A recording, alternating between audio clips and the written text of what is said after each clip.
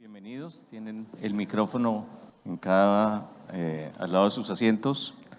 Lo que vamos a hacer inicialmente es escuchar una intervención corta de cada uno de los panelistas sobre su visión general del proyecto presentado por el gobierno y a partir de ahí tendremos un diálogo. Voy a comenzar aquí a mi derecha con Luis Fernando y después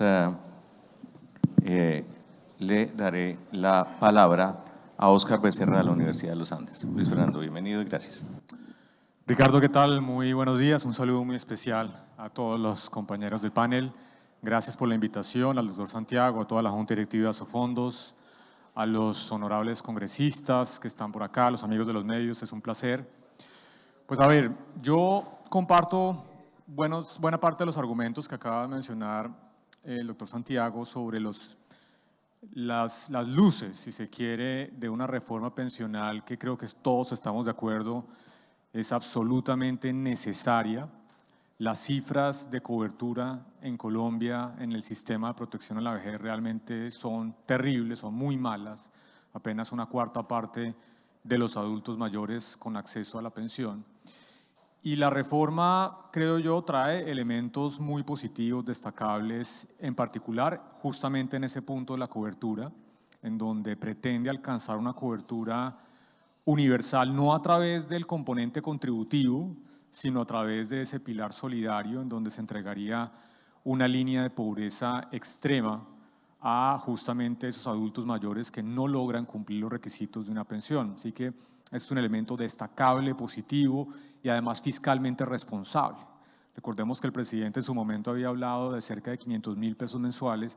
Las capacidades fiscales, infortunadamente, no son lo suficientemente buenas y se lleva hacia una línea de pobreza extrema. Eso es razonable. Además, tiene un elemento político muy positivo y es no solamente se alcanza la cobertura universal, sino que además se saca a los adultos mayores de la pobreza extrema. Es decir, no va a haber adultos mayores en pobreza extrema porque se les entregaría justamente una línea de pobreza extrema. Creo yo que también avanza de manera muy decidida en otro elemento que también destacó ahora Santiago, que es la regresividad del sistema pensional actual, en donde los subsidios se limitarían en la propuesta del gobierno hasta 3 salarios mínimos. No se están eliminando todos, pero sí se está acotando el tamaño del subsidio en el régimen público y creo que eso es bastante positivo. Diría yo que esos son los dos elementos esenciales. Hay otros elementos que mencionó Santiago, pero paso ya de una vez, Ricardo, a mencionar como los comentarios de fondo que nosotros tenemos de la propuesta de reforma del gobierno. El primer punto tiene que ver con la forma en la que se está planteando el esquema del pilar público. Nosotros insistimos desde FEDesarrollo que vale la pena dar la discusión sobre un primer pilar en donde migremos hacia un modelo de ahorro individual, en buena parte por las razones que acaba de mencionar Santiago Montenegro en su presentación. Cada vez son menos sostenibles los regímenes de prima media, los regímenes de reparto, por la transición demográfica, por el rápido envejecimiento poblacional, y en ese sentido un modelo de ahorro individual en donde Colpensiones también migre hacia ese modelo. No estamos hablando de un marchitamiento de Colpensiones, no, es fondos de pensiones, otros mecanismos de ahorro privado complementarios a los fondos de pensiones y además el propio Colpensiones participando en un esquema de ahorro individual. Creemos que no solamente resuelve los problemas de sostenibilidad del sistema de reparto, sino que además, justamente por su naturaleza, eliminan completamente los subsidios que se entregarían a las personas que tienen altos ingresos. Entonces, creo que vale la pena discutir este tema de generar un modelo en ese primer pilar contributivo, en donde se mantenga un modelo de ahorro individual, en donde se amplíe la competencia y en donde no tengamos discusiones a la vuelta de 20 o 30 años de cómo recortamos los beneficios para darle sostenibilidad a un sistema que naturalmente cada vez es más difícil de mantener.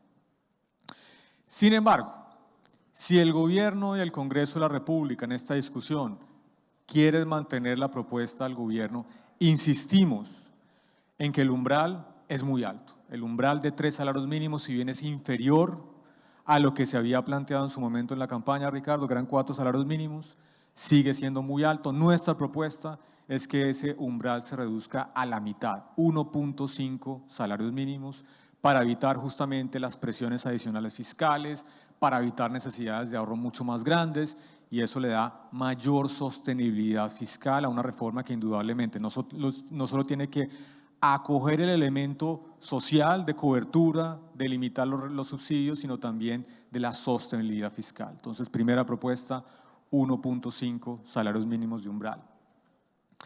Vale la pena también destacar el esfuerzo que ha hecho el Gobierno Nacional en tener un fondo de ahorro, que también lo mencionó Santiago en su presentación. Sin embargo, compartimos completamente el comentario que hace Asofondos. Como está planteada hoy la reforma, el ahorro es claramente insuficiente. El ahorro más o menos actualmente planteado es cercano al 0.6 del PIB.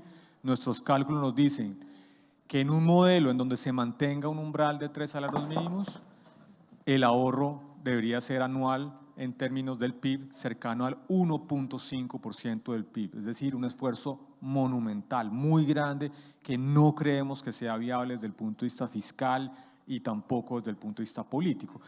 Ese problema se resuelve en parte justamente con la reducción del umbral, de 3 salarios mínimos a 1.5 salarios mínimos. Si se reduce ese umbral, las cifras de ahorro que actualmente plantea el proyecto de ley, que está entre 0.6 y 0.7 del PIB, parecen ser consistentes con ese esquema que se plantea en la reforma. Y último punto, para no extenderme, porque sé que esta es como una primera ronda, Ricardo. Nosotros hemos sido muy enfáticos, y este aquí es un mensaje muy importante que quisiera darle a los miembros que nos acompañan hoy en día al Congreso de la República, en que la reforma pensional no se puede discutir de manera individual frente a la reforma laboral. Lo que está haciendo la reforma pensional es muy razonable desde el punto de vista de cobertura, pero lo que va a resolver el problema de cobertura de nuestro sistema pensional, que básicamente proviene de la altísima informalidad laboral, es justamente los ajustes que se hagan en el mercado laboral. Si no resolvemos el problema de informalidad laboral en Colombia, nuestro sistema de protección a la vejez va a continuar dependiendo cada vez más de una cobertura en el componente subsidiado, es decir, en el componente no contributivo. Y creo yo que hacia allá no deberíamos migrar como país. Es fundamental proteger a las personas más vulnerables, a las pobres extremas, pero tenemos que tener un modelo conjunto de reforma pensional y laboral que hacia adelante le apunte a la mayor formalidad laboral, que es la forma, de nuevo, única de mejorar la cobertura del sistema pensional. Y la propuesta de reforma laboral que ha presentado el gobierno nacional y que se está discutiendo actualmente en el Congreso va exactamente en la dirección contraria de lo que requiere el mercado laboral. La propuesta, como está planteada hoy, lo que hace es aumentar la informalidad laboral, es decir, hacer cada vez más difícil que las personas puedan acceder al sistema de protección en la vejez. Entonces quisiera dar ese mensaje porque sí me parece que no podemos discutir las reformas, doctor Chacón, doctora Clara, de manera separada. La reforma laboral tiene que incentivar la formalidad laboral porque de otra manera no vamos a lograr aumentar la cobertura del sistema de protección en la vejez. Cierro con esos comentarios. Muchas gracias, profesor Becerra. Bueno, primero que todo, muchísimas gracias por la invitación. La verdad, vale mucho la pena estos espacios para que podamos discutir todos estos temas de manera abierta y contrastando diferentes puntos de vista. De verdad, es muy positivo este tipo de espacios. Esperemos que de aquí en adelante, ahora que la parte del trabajo en grupo pasa al Congreso, también tengamos este tipo de oportunidades para discutir. Entonces, la reforma pensional es algo que venimos pidiendo desde hace 20 años, tal vez más. La última reforma grande que ocurrió en 2005. Y de ahí en adelante hemos venido haciendo pequeños parchecitos y retoques cosméticos, pero seguimos manteniendo los elefantes del cuarto. Y los elefantes del cuarto, hay un elefante que va a seguir en el cuarto sí o sí en esta discusión de la reforma, y son los regímenes especiales, que son uno de los componentes importantes del gasto público en pensiones en realidad. Cuando uno lo mira, dimensiona, los regímenes especiales ocupan casi 2/3 partes del gasto público que se dedica a pensiones. Y cuando miramos al interior de Colpensión, al interior del sistema general de pensiones, que es el que tenemos, pues tenemos un problema de diseño grande. Y un problema de diseño grande, y es que tenemos un sistema que está pensado para trabajadores que van a una oficina, que trabajan de 8 a 5, o que van a una fábrica y que trabajan de 8 a 5, y pues ese no es el trabajador típico colombiano. El trabajador típico colombiano es el trabajador que trabaja, muchos de ellos como cuenta propia, otros trabajadores asalariados con historias laborales irregulares y solo un grupo, que diría un grupo selecto de trabajadores, que típicamente son los más educados, con mejores carreras, terminan alcanzando a tener la suficiente tiempo para alcanzar una pensión contributiva. Y entonces la pregunta es, ¿cómo hacemos para compaginar ese sistema pensional que actualmente tenemos con un verdadero sistema de protección económica a la vejez? La respuesta que nos ha dado el gobierno y que pues en parte la academia y las instituciones de pensamiento, el mismo Asofondos, ha venido impulsando es reforcemos, por un lado, el sistema general de pensiones y por otro lado vamos a necesitar seguir el ejemplo de otros países en desarrollo, que es extendamos la cobertura a partir de lo que se conocen como programas no contributivos o programas solidarios. Eso hace parte de nuestro contrato social. Nuestro contrato social, la Constitución, basa la seguridad social en un principio de solidaridad y vamos a necesitar extenderla. Y estamos en mora de extenderla en este momento. Tenemos aproximadamente 25% de la población mayor de 65 años en condición de pobreza. Eso es más o menos similar en cuestiones de género. Hombres y mujeres están en el mismo rango, pero dado que las mujeres viven mucho más, son mucho más. Estamos hablando de aproximadamente 450, 500 mil mujeres que viven en situación de pobreza en este momento y que a muchas no les está llegando este programa de apoyo chiquitito y que se puede mejorar, que es el programa Colombia Mayor. Entonces, el programa solidario es fundamental para construir una sociedad más justa y más igualitaria. Sin embargo, en el sistema contributivo podemos hacer una serie de elementos, o sea, celebro completamente el sistema solidario, pero en el sistema contributivo tenemos una serie de elementos que podemos mejorar y que podemos impulsar hacia adelante para hacer un sistema, y aquí viene la responsabilidad grandísima del Congreso, y es hacer un sistema que vaya y dure hacia adelante. O sea, la idea es hacer un sistema que perdure, un sistema que no tengamos que estar reformando cada 10, cada 15 años, porque esto al final, y siempre utilizo la misma analogía, esto es manejar un barco, esto no es manejar un carro. Si manejamos un carro podemos girar inmediatamente y el carro va a voltear y vamos a solucionar el problema que tengamos. Cuando manejamos un barco nos vamos a dar cuenta, y en el caso del sistema pensional, 10 o 20 años hacia adelante que nos salió mal. Pues miren que estamos discutiendo las consecuencias de la Ley 100 del 93. Entonces, vamos a necesitar pensar muy explícitamente todos estos tipos de análisis. Un análisis fundamental que vamos a tener que hacer en el sistema contributivo y que va a ser una de las discusiones importantes es cuál va a ser el umbral a partir del cual, si nos quedamos en la cajita de pilares, que creo que ya estamos de cierta manera enrutados gracias a la propuesta del gobierno, si nos quedamos en la cajita de pilares, ¿cuál va a ser el umbral a partir del cual vamos a contribuir a Colpensiones o vamos a contribuir al sistema de ahorro individual? ¿Cómo van a cambiar las fórmulas de Colpensiones? Como bien lo mencionaba el doctor Mejía, cuando nosotros tenemos un sistema que deberíamos mejorar la formalidad, uno hace las cuentas y simplemente por construcción, si la formalidad mejora en Colombia, el sistema pensional se quiebra. El éxito del sistema pensional en Colombia es no pensionar. Eso es demasiado triste. Eso habla del fracaso del diseño del sistema actual y de la necesidad de construir un sistema estable, responsable y duradero. Entonces voy a parar ahí mi intervención para pues permitir que sigamos aquí compartiendo ideas. Muchas gracias. Vamos a escuchar a Diana Ojeda, la procuradora delegada. Adelante, procuradora.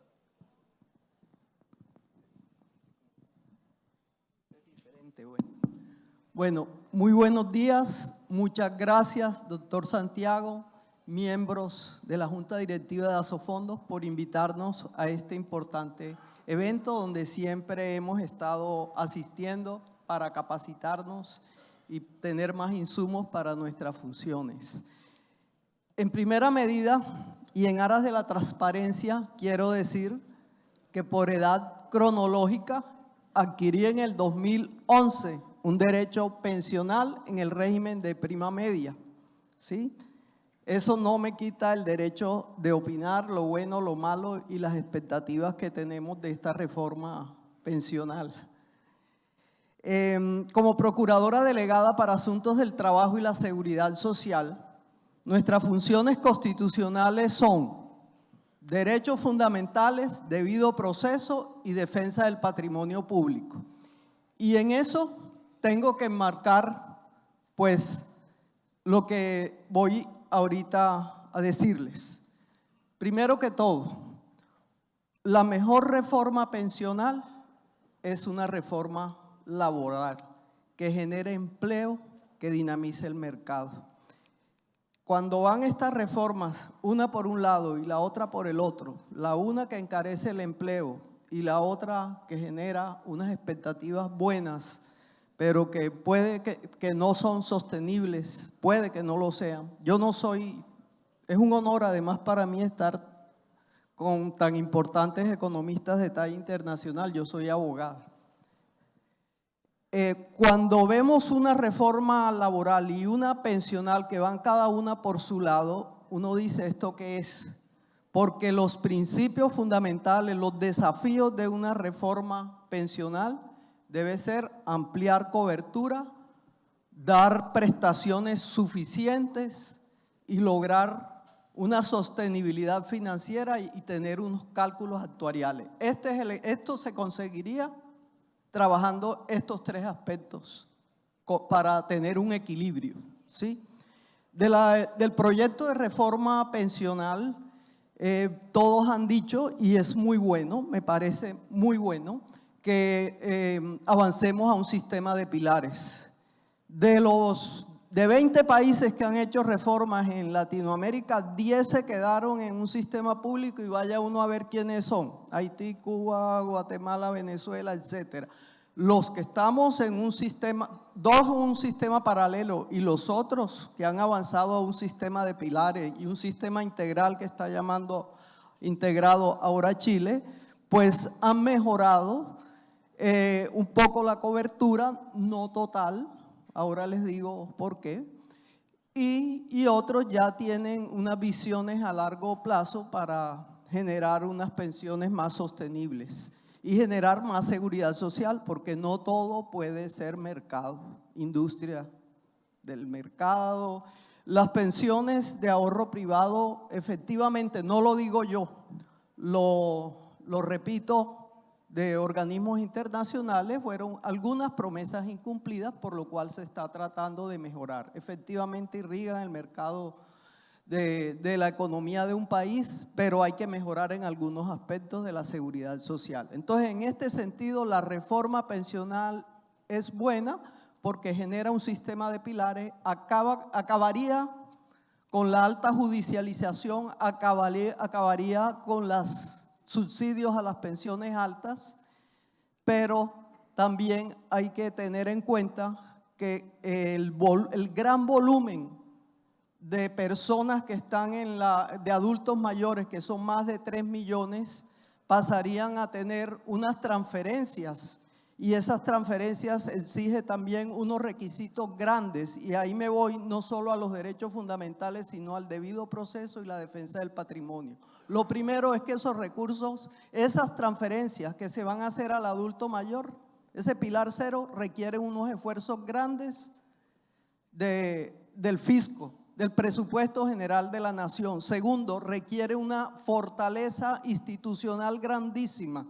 No veo cómo una entidad que va a pagar más de 3 millones, más las otras transferencias condicionadas y no condicionadas, como es el Departamento Administrativo de la Prosperidad Social, no tenga unos controles como puede ser la Superintendencia Financiera para efectos de manejar billones de pesos. Ahí hay que mirar fuertemente en el fortalecimiento de la institucionalidad, tanto de Colpensiones cuando vaya a manejar el pilar contributivo. Más tarde les cuento qué está pasando con los BEPS y cuando vaya a manejar los otros programas que le ordenaría la reforma. Entonces, necesitamos instituciones fuertes con debidos procesos, procedimientos y unos controles grandísimos. Se hubiese pensado en crear una superintendencia, por ejemplo, de la seguridad social, como existe en otros países, unos controles muy fuertes al Departamento Administrativo de la Prosperidad Social. ¿No le gustaría saber a la Procuraduría que ese fuese no la caja menor, la caja mayor del gobierno de turno, no un solo gobierno, del gobierno de turno? Cuando el programa Colombia Mayor estaba en el Ministerio de Trabajo, doctora Clarita, ustedes tenían una fiducia muy fuerte y unos controles fuertes. Y uno preguntaba, ¿cuánto hay de Colombia Mayor? Tanta plata, esto se manda, son tanto, hoy están 80.000 mensuales, tal. Hoy vaya uno, ya lo he hecho en varias ocasiones, señores Departamento Administrativo de la Prosperidad, ¿cómo está Colombia Mayor? ¿Cómo están esos recursos? ¿Qué fiducia tienen? ¿Qué auditoría tienen? No me han respondido. Eso es falta, eso es para pensar en el futuro de una reforma de protección a la vejez, los controles. Ya creo que me estoy pasando, doctor Ricardo, excúseme. Pues sí, en los BECS, importantísimo que sea el pilar semicontributivo, pero ¿qué está pasando con los BECS?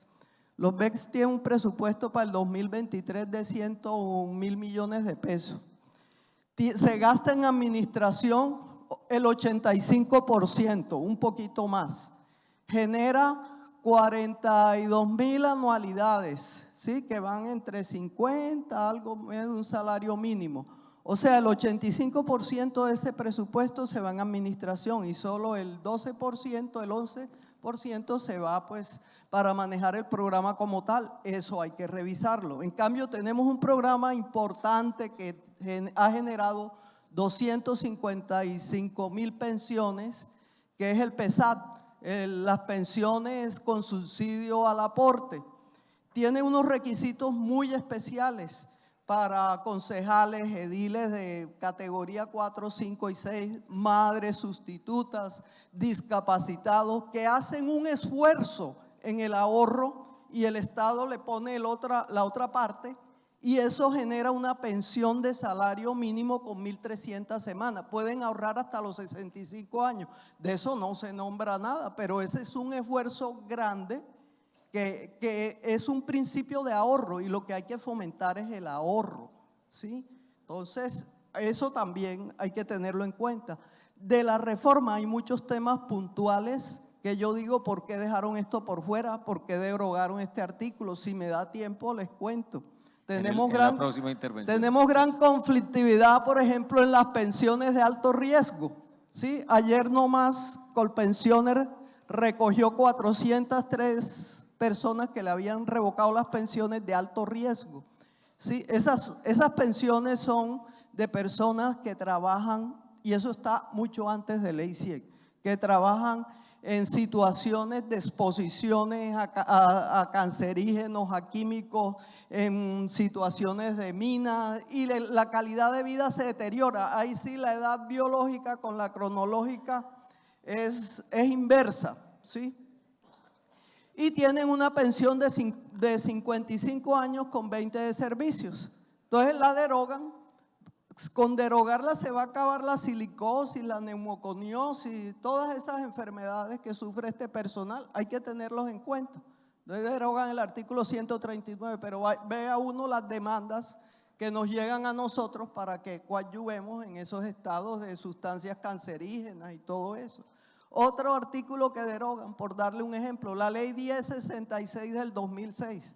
Resulta que esa ley es la que permite hacer el cobro de cuotas partes y bonos pensionales a los entes territoriales. Y los entes tienen con recursos propios que hacer la tarea, pasarle las cuotas partes a Colpensiones o a Fonprecon para poder recaudar y poder generar un derecho pensional de personas que estuvieron trabajando en los entes territoriales, un diputado. Procuradora. Sí, Ay, perdón, ya me pasé. Gracias, me entusiasmé mucho y me pasé. Pero bueno, la ventaja es que veo que el tema la apasiona, entonces eso es una gran señal. Mauricio. Muchas gracias, ilustre doctora Ávila.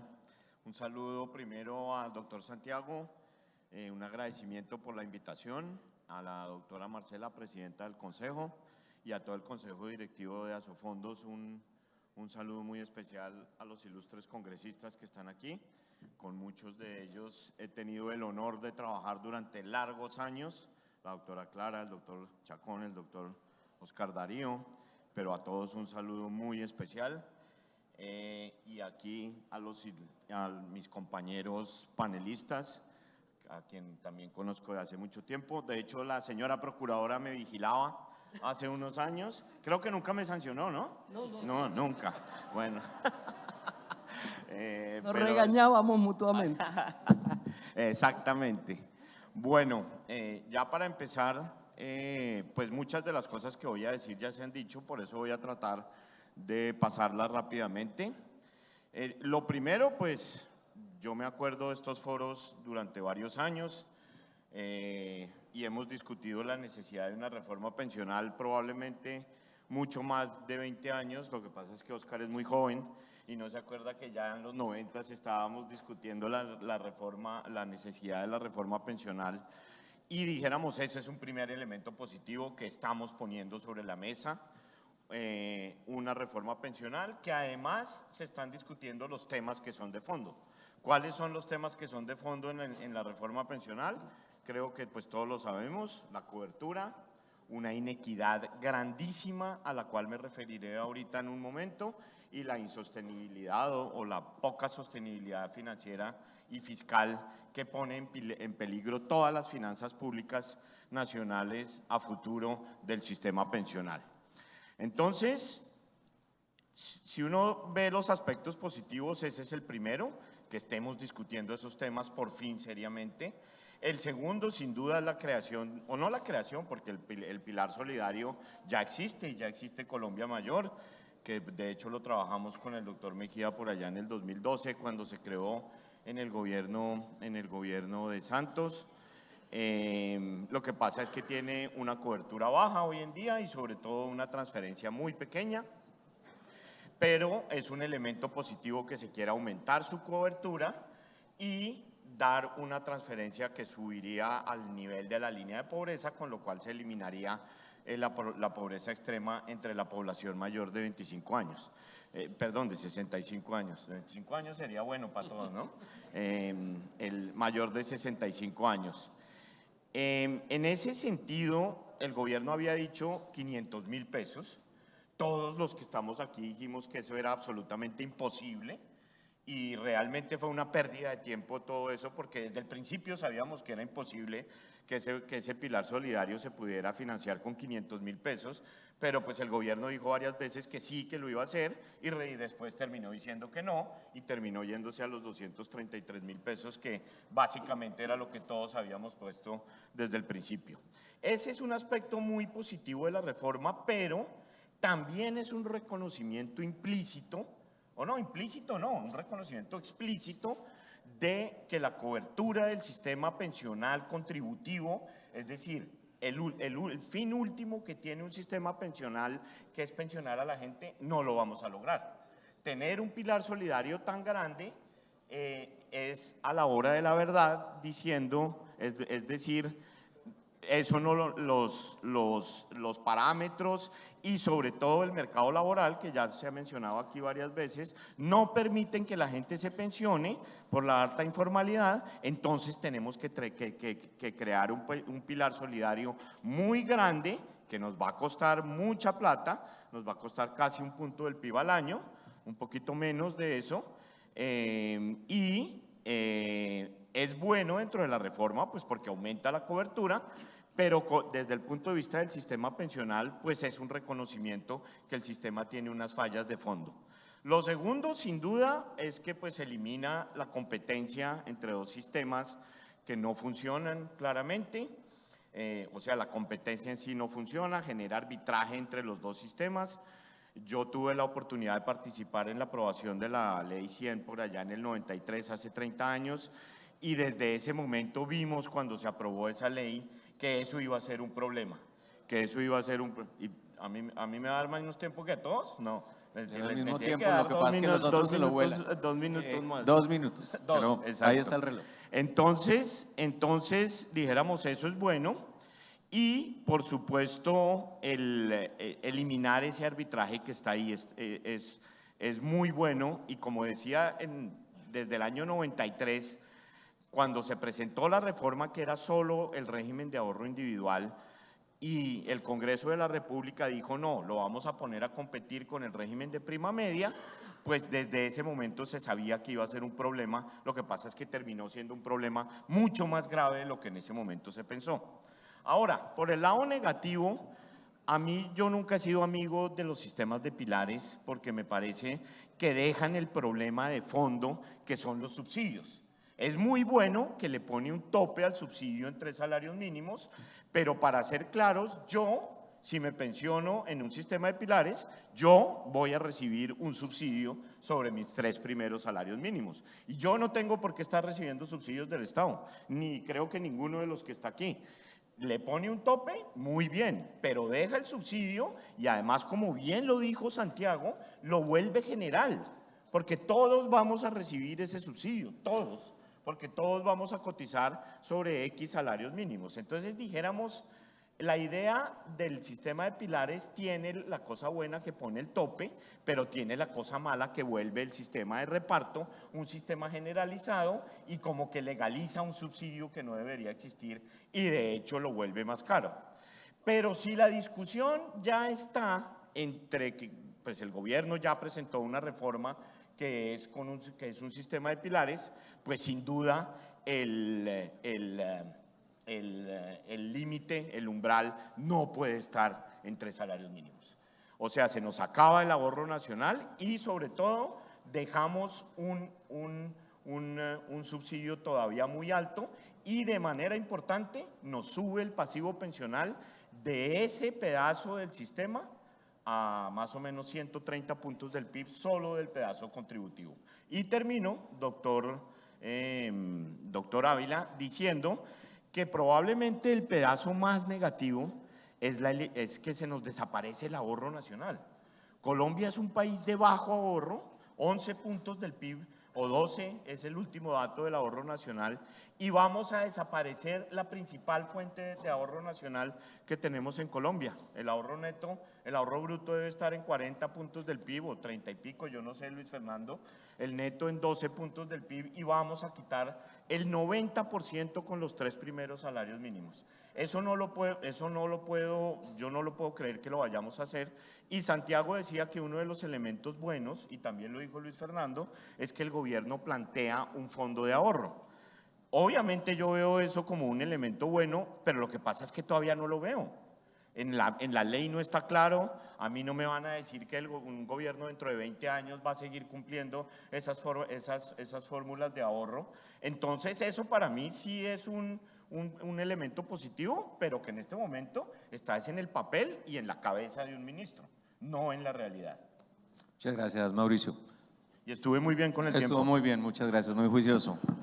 Luis Fernando, comencemos con un tema que planteó Mauricio, que está relacionado con todo lo de la sostenibilidad, que es el aumento del pasivo pensional, una discusión que sigue sin zanjarse, en la cual hay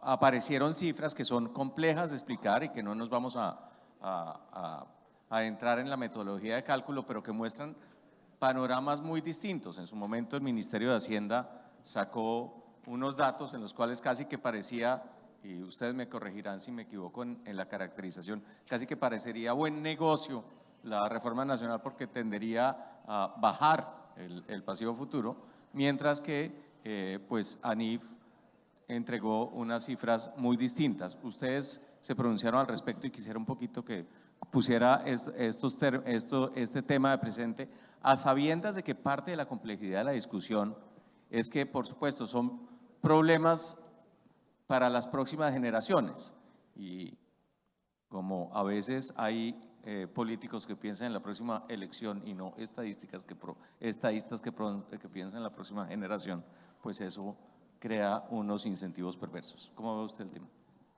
Pues Ricardo, mire, nosotros hicimos un análisis complementario a los que habían hecho tanto el Ministerio de Hacienda como ANIF. Yo le diría lo siguiente, más allá de las cifras que ya les voy a dar algunos detalles, creo que excepto con los cálculos del Ministerio de Hacienda, todos estamos de acuerdo, como es natural, que la reforma pensional va a aumentar la deuda pública en cabeza del Estado. Yo creo que ahí deberíamos tener un primer elemento de acuerdo, más allá de cuánto es exactamente la cifra. No hay ningún escenario razonable en donde veamos que, como lo mencionaba el Ministerio de Hacienda, eventualmente, como usted lo dice, esto pareciera ser un buen negocio. Vamos a, digamos, a reducir la deuda en cabeza del Estado. Y entre otras razones por un elemento que consideramos fundamental en esta discusión, y es que si bien el Ministerio tiene razón en decir, hombre, el costo del pilar solidario, de esos 223.000 pesos mensuales que se entregarían de manera focalizada en las personas pobres y vulnerables, no hace parte del pasivo pensional, pues al final de cuentas es un costo adicional del esquema del sistema nuevo de protección en la vejez. Cuando un inversionista está mirando la sostenibilidad de la deuda pública del gobierno nacional, no le preocupa solamente cuánto le vale el componente del pilar contributivo, que es un poco el análisis en donde se enfocaba el Ministerio de Hacienda, sino cuál es el costo fiscal, cuáles son las obligaciones adicionales, las erogaciones presupuestales que va a implicar un esquema de protección de la vejez. Ahora bien, yo no quisiera decir que eso es malo, por supuesto, que si queremos aumentar la cobertura en el pilar solidario, pues naturalmente eso va a implicar mayores erogaciones de gasto público y mayor esfuerzo presupuestal, no hay ningún problema. Pero yo creo que es importante que demos unos mensajes que sean consistentes, al menos con un escenario base, razonable, en donde indudablemente esta reforma va a costarnos. Y yo creo que eso no es malo per se, pero indudablemente que sí va a costar. Ahora bien, les voy a dar las cifras muy rápidamente. Nosotros lo que hicimos fue hacer un análisis muy detallado sobre cada uno de los pilares que trae esta reforma. Y aquí hay que ser muy claros. Obviamente no hay una única cifra de costo fiscal. ¿Por qué? Porque esto va a depender, entre otras cosas, de cuál es el supuesto de tasa de interés con el cual uno va a descontar el valor presente de esas deudas adicionales que quedan en cabeza del Estado. Descontar eso a una tasa del 3% real es muy distinto que descontarla al 2 o al 4 o al 5%. Entonces, ahí también va a haber diferencias dependiendo de cuál es la tasa de interés específica que está utilizando. Yo creo que lo que nosotros deberíamos hacer, Gobierno Nacional, ANIFE, Desarrollo, la Universidad de los Andes y todos los centros académicos y pensamientos, es acordar una serie de parámetros razonables y que las diferencias de costos no sean por diferencias en los supuestos, sino por diferencias en la metodología. Y eso ayuda, digamos, a ordenar un poco la discusión. Entonces, antes de dar la cifra, un elemento adicional, el Ministerio de Hacienda dice, no, yo corto el cálculo de flujos adicionales de gastos que voy a tener al 2070. ¿Por qué? Porque me parece que el 2070 es razonable. Yo creo que al final, como lo mencionaba Oscar al principio, estos son discusiones de varias generaciones. Y ojalá esta reforma sea una reforma relativamente definitiva que permita no tener que dar una discusión a la vuelta de 20, 30 años. Y como no, el cálculo del ministerio, al igual que el nuestro, no es un cálculo actuarial, sino un cálculo de flujos, yo sí creo que eso tiene que ir hasta el periodo más largo de tiempo. Y hay una diferencia importante frente a lo que hace el ministerio. Entonces, las cifras. A nosotros nos da digamos, el valor del nuevo sistema, el valor presente de los flujos u obligaciones netas que tendría este sistema de protección de la vejez en cabeza del gobierno nacional en 30 puntos del PIB. 30 puntos del PIB. Y lo divido en tres componentes. El primero, que es el pilar solidario, y es el valor presente neto de las obligaciones adicionales que tendría por este pilar, con unos supuestos razonables en donde no hay cambios estructurales en el mercado laboral, no vamos a aumentar la formalidad de manera sustancial, ojalá así sea, pero el escenario base eso nos da 12.5% del PIB, es decir, una cifra importante, pero no tan grande como los 30 puntos del PIB que hubiera costado un pilar mucho más ambicioso. El pilar semicontributivo también tiene unos costos que estimamos en 8,4% del PIB porque hay un reconocimiento a una tasa de interés positiva, se acaba el componente de indemnización sustitutiva que tanto criticaba el doctor Santiago con toda razón, se le reconoce una tasa de interés real y eso es importante y eso cuesta plata, eso nos cuesta más o menos 8,4% del PIB. Y el pilar contributivo a nosotros nos da una cifra de 9,3% del PIB de costo adicional, pero una tasa de interés real del 3,4%. Y ahí vuelvo a poner el punto, Ricardo, de bueno, ¿cuál es la tasa de interés razonable? ¿Será que con lo que estamos viendo a nivel mundial de reducciones de alguna manera en esas rentabilidades reales, no nominales, rentabilidades reales, 3,4 son razonables? No lo sé. Y nosotros pusimos un cuadro en donde hacemos un análisis de sensibilidad y no es menor. Por ejemplo, si ustedes utilizan una tasa de interés real no de 3,4, sino de 2,5%, una diferencia de menos de un punto en la tasa de interés, el pasivo pensional del pilar contributivo sube del 9,3 al 26% del PIB. O sea, una diferencia de un punto del PIB sube sustancialmente el pasivo pensional, no es una discusión menor. Entonces, resumen, más allá de la discusión de los parámetros, de las metodologías, la reforma del sistema de protección en la vejez, porque no es una reforma pensional solamente, es una reforma del sistema de protección en la vejez, naturalmente va a subir la deuda del Estado. Y yo no quiero satanizar eso, yo creo que eso sí es una decisión política como sociedad, porque queremos tener un pilar solidario, maravilloso, pero pongamos las cifras, digamos, en la cancha, que es razonable, y es, no hay ningún escenario medianamente intuitivo, razonable, en donde esta reforma vaya a reducir el pasivo pensional o el pasivo del sistema de protección en cabeza del gobierno nacional. Muy bien. Mauricio, rápidamente sobre esto, pero también quisiera que tocara o andara el tema de los riesgos sobre el mercado de capitales, de efectivamente, pues este tema del ahorro, de desaparecer el ahorro. Adelante. Gracias, Ricardo. Sí. Lo primero, obviamente, sobre este tema de los cálculos, yo creo que realmente la discusión está totalmente zanjada, dijéramos en el sentido de que todos estamos de acuerdo en que va a haber un aumento del pasivo pensional. O sea, si usted va a pagar más en el pilar solidario, le va a meter una tasa de interés real al pilar semicontributivo y además va a hacer que todos los colombianos coticemos hasta un umbral de 3 salarios mínimos en el régimen contributivo, pues no hay manera de que el pasivo pensional se reduzca, ¿sí? En eso estoy de acuerdo. Uno, pues Asofondos ahorita nos mostraba una cifra de 220%, si no estoy mal, Santiago. La nuestra está muy por ahí, de 220 puntos del PIB. Nosotros estamos muy por ahí, pero aparte de la cifra, es un hecho que el pasivo se va probablemente a duplicar de aquí al 2100, el pasivo pensional. Y no hay para utilizar las palabras de Luis Fernando, no hay ningún escenario razonable en el que uno pueda decir el pasivo se va a reducir, a menos que usted ahorre todo lo que le va a entrar de nuevas cotizaciones en el pilar contributivo, todo. O sea, que ahorre más o menos, los cálculos que nosotros tenemos es que usted tiene que ahorrar más o menos 1,3 del PIB al año para que el pasivo no se aumente. Y pues yo sí quiero ver a un país, cualquier país del mundo, ahorrando unos ingresos de 1,5 puntos del PIB al año y no gastándolos, ¿sí? Durante 100 años. Eso pues creo que es imposible que pase. Entonces, nosotros con las cifras estamos muy tranquilos con las cifras que nosotros hicimos y sobre todo por un punto central que yo quiero resaltar aquí porque hay veces yo noto que en eso hay confusión. En el régimen de prima media o lo que se conoce como colpensiones, todas las pensiones, todas individuales están subsidiadas, todas. La pensión de un salario mínimo, la de 2, la de 3, la de 4, hasta la de 25. Obviamente, la pensión de 25 salarios mínimos tiene un subsidio en dinero mucho más alto que la de un salario mínimo y por eso es que el 75% de los 3 puntos del PIB que hoy nos gastamos en subsidio, 3 puntos del PIB, señores congresistas, que nos gastamos en subsidio, se van a las poblaciones de mayores ingresos. O sea, se van a mi hermana que recibe una pensión del régimen del régimen de prima media. Ella recibe un subsidio que vale 1.000 millones de pesos en el cálculo actuarial que nos mostraba Santiago ahorita. Entonces, tenemos que partir de esa base. Todas las pensiones están subsidiadas en el régimen de prima media por definición, porque el régimen de prima media cada vez vivimos más, cada vez tenemos menos hijos, las fotos de los perros que nos mostraba Santiago, etcétera.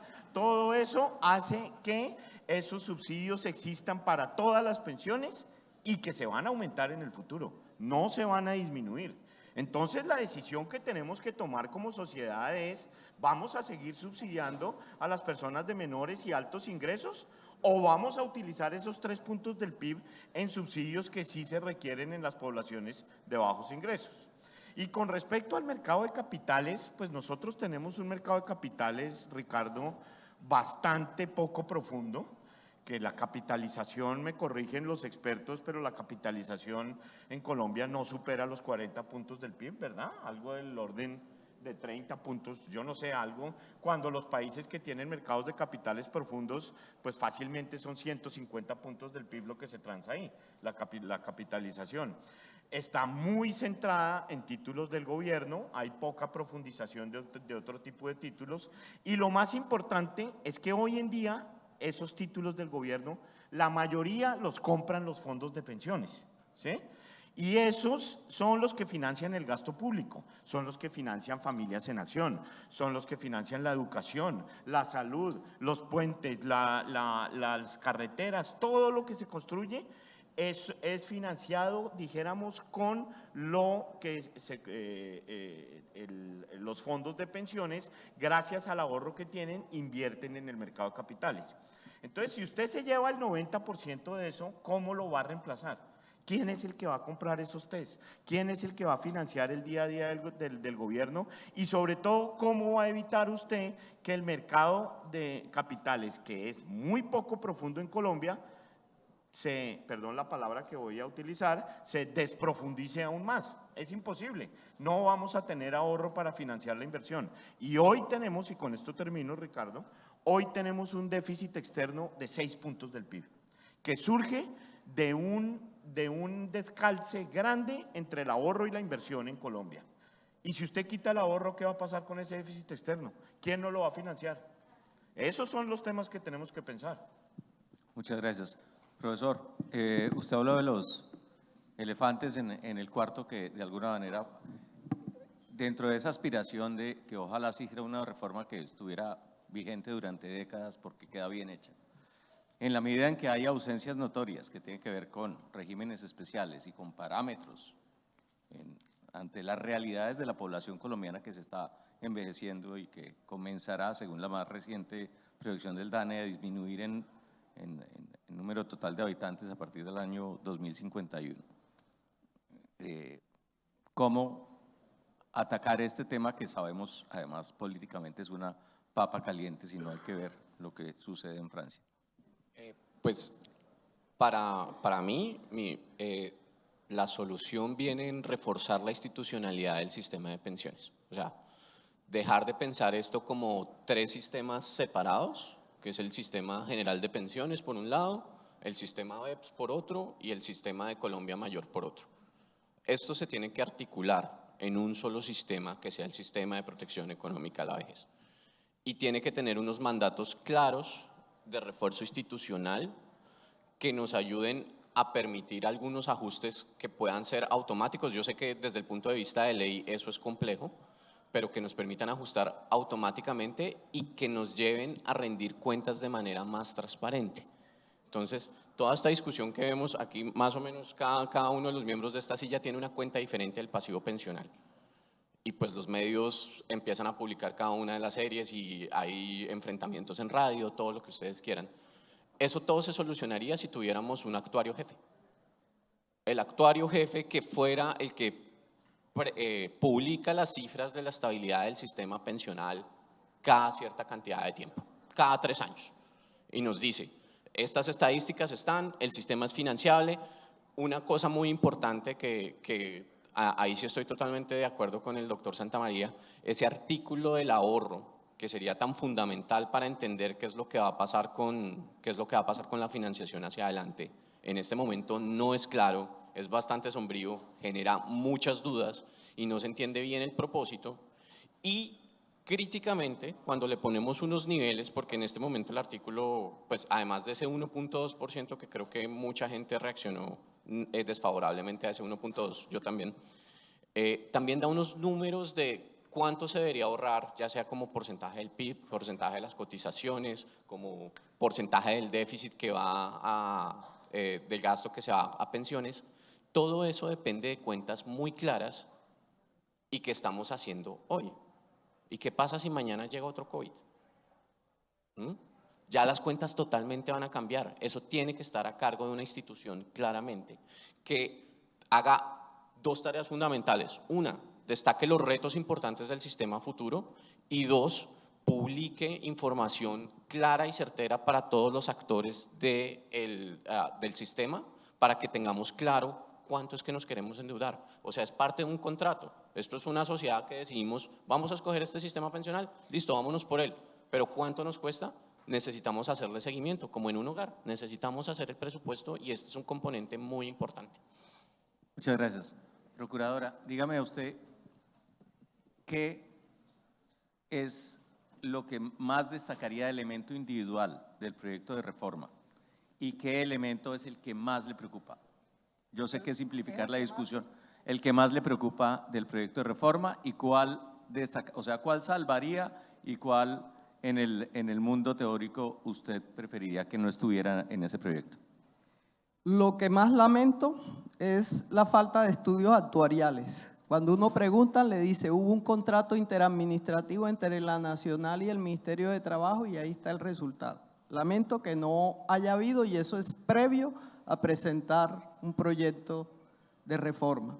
Lamento que no se hayan tocado aspectos paramétricos.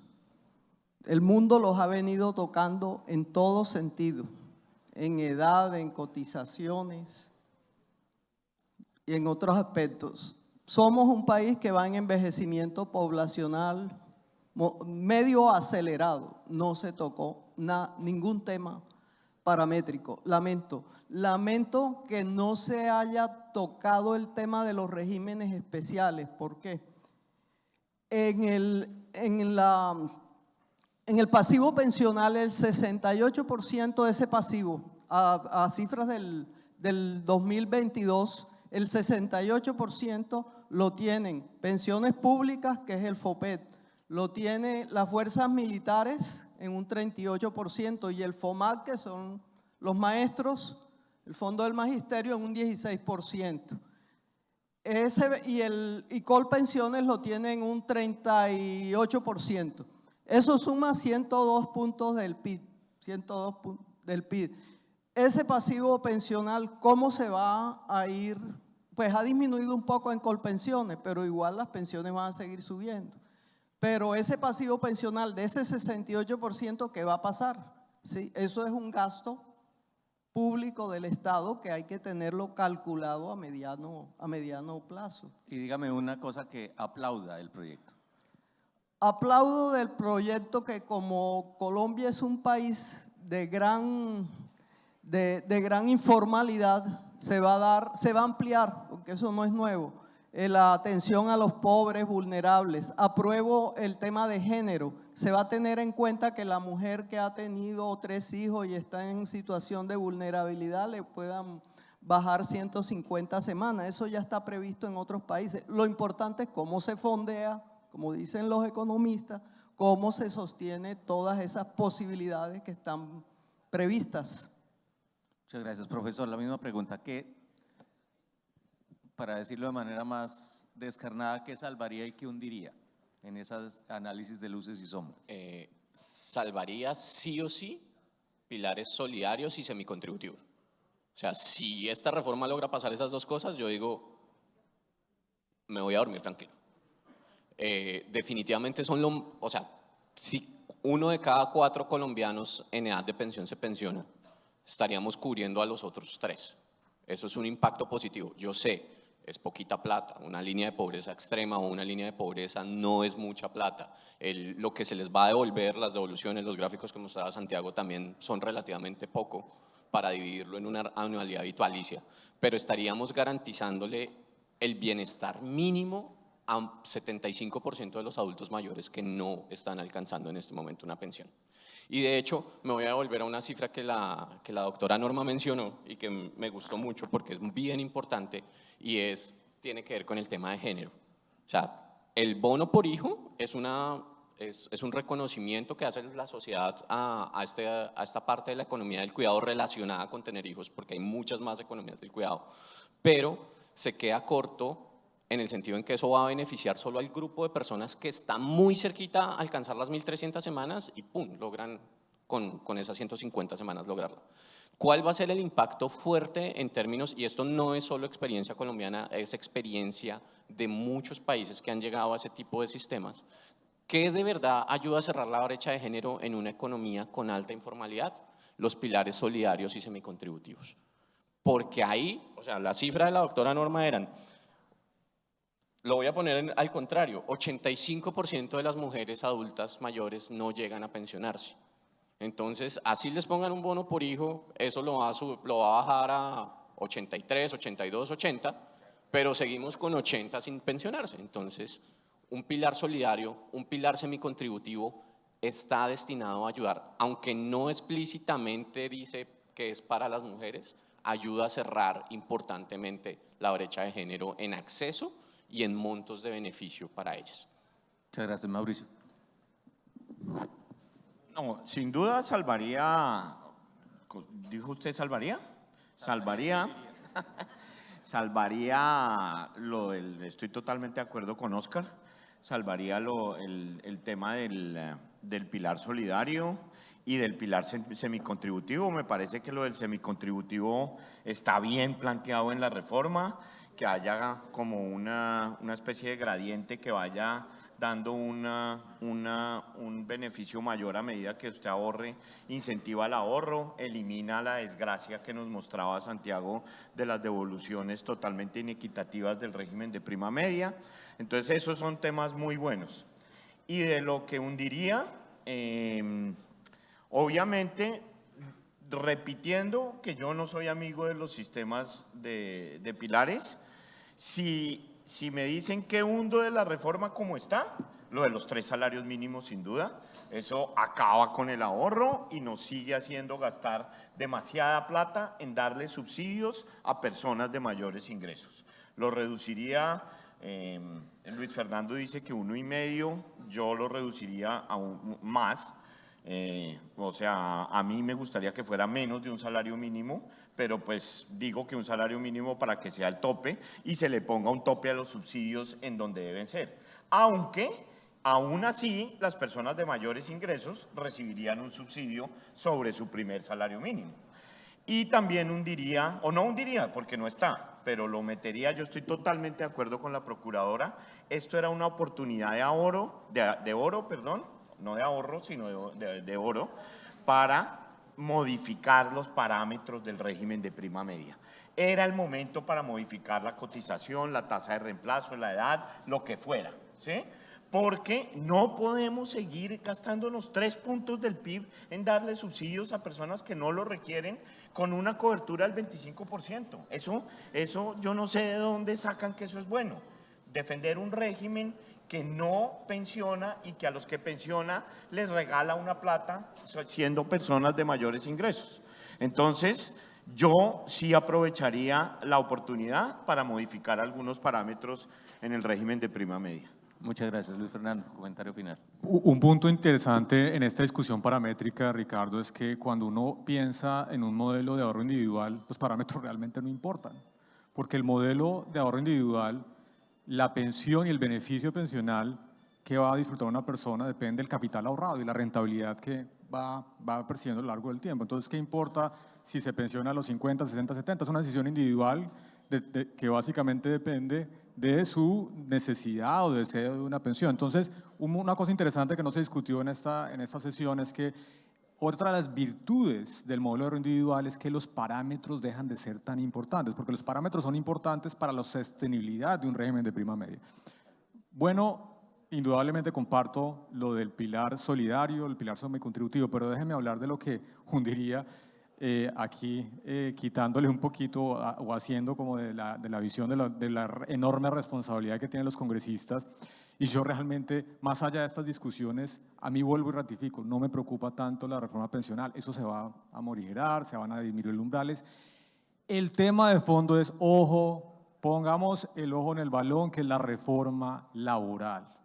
La reforma laboral, Ricardo, ratifico, va a tener el objetivo exactamente contrario a lo que necesitamos, que es generación de empleo y especialmente empleo formal. Si aprobamos una reforma como está planteada por el Gobierno Nacional, no solamente va a tener consecuencias negativas en materia de empleo en un año de desaceleración económica como es el 2023, sino que además, ratifico, va a ser cada vez más difícil que las personas puedan acceder a una pensión en el sistema contributivo de protección económica en la vejez. Entonces, ojo con la reforma laboral. En nuestros cálculos dejo una cifra, Ricardo, muy sencilla. La reforma como está planteada hoy aumenta en 18% los costos de contratación, incluyendo salariales y no salariales, del empleo formal. Eso realmente va en la dirección contraria a lo que requiere el país para dinamizar el empleo y el empleo formal. Bueno, muchas gracias. Bueno, aquí están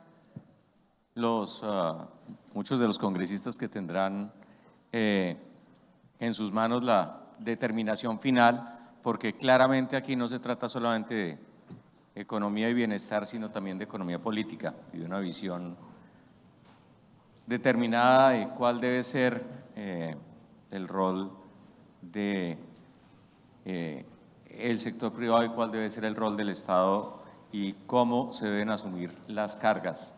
Pero ojalá prime en ese análisis el tema de los principios básicos que se relevaron en este panel: cobertura, sostenibilidad y equidad. Con esos mensajes cierro esta discusión, no sin antes pedirles por favor un aplauso para nuestros panelistas. Muchas gracias.